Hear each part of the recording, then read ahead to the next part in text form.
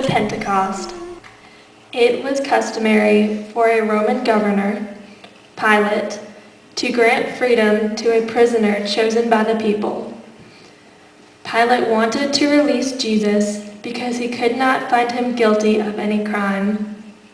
But Pilate gave in to the demands of the crowd. He freed a murderer named Barabbas.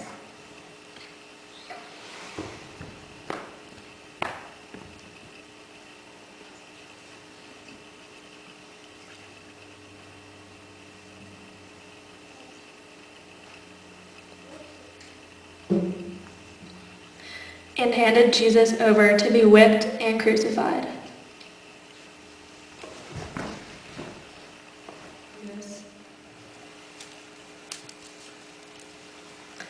The soldiers brought him a wooden cross. He knew they were leading him to Golgotha, the place of the skull, where he would be crucified. Although the cross was very heavy, he accepted it without complaint. How could it be that the Son of God, the all-powerful one, the mighty and strong one, could fall beneath the cross as if he were just an ordinary human being? Jesus falls because his physical strength is tested to its utmost limits.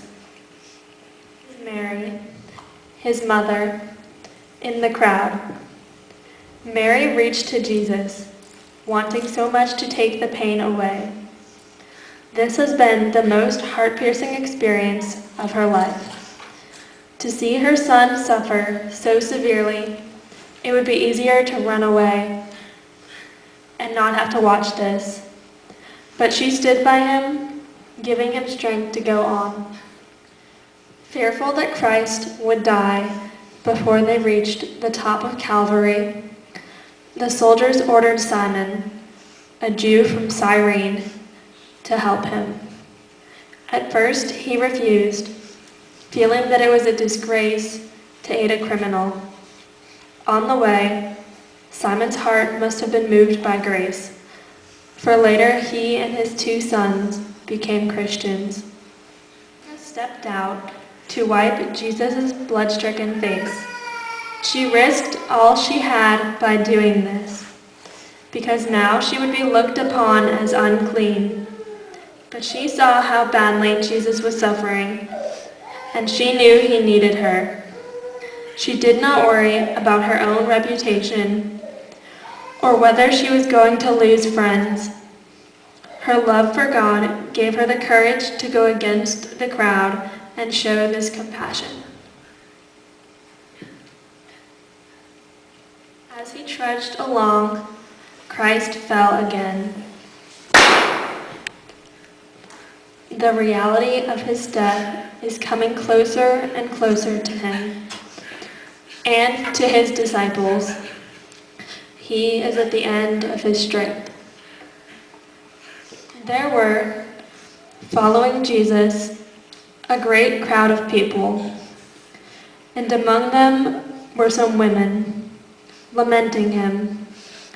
Jesus turned to them and said, "Daughters of Jerusalem, weep not for me, but for yourselves and for your children."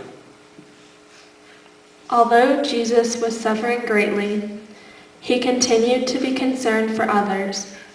His love for us has no limits.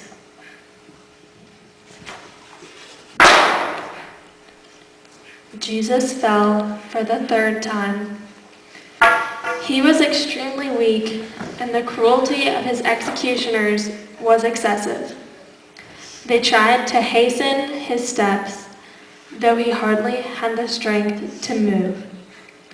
Jesus could have called on God to help him. Instead, he chose to accept God's plan for him. As if the whipping, mocking, and crowning with thorns were not enough, Jesus' clothing is now torn from him.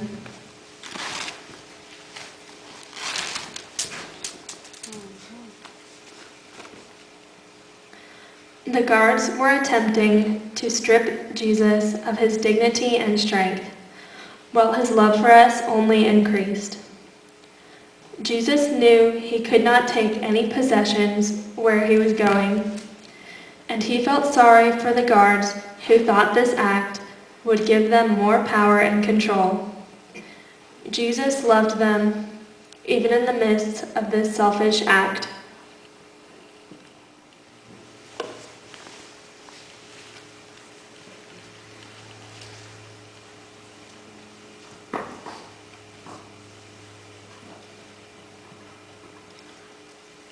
As he was nailed to the cross, Jesus prayed for those who crucified him, saying, Father, forgive them, for they know not what they do. Then Jesus, crying with a loud voice, said, Father, into thy hands I commend my spirit. And having said this, he breathed his last.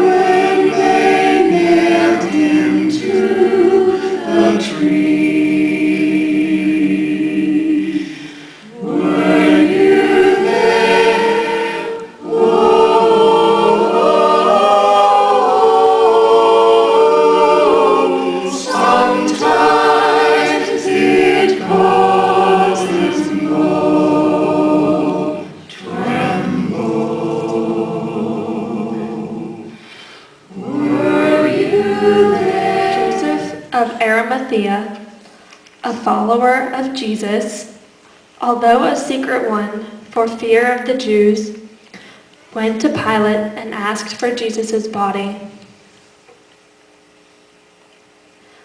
Pilate granted his request, and Joseph prepared the body for burial.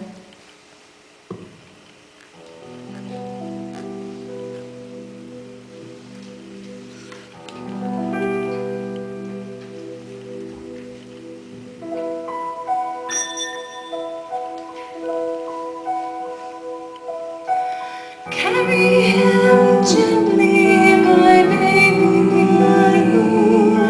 Carry him gently, my child, my Lord. Carry him far from suffering.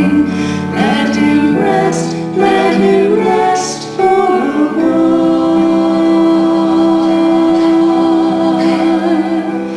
For a while.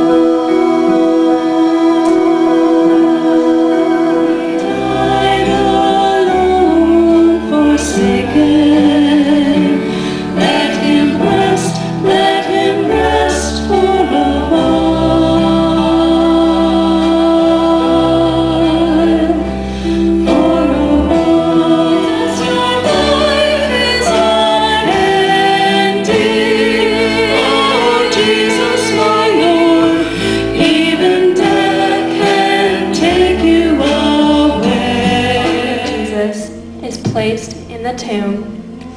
His work is not done.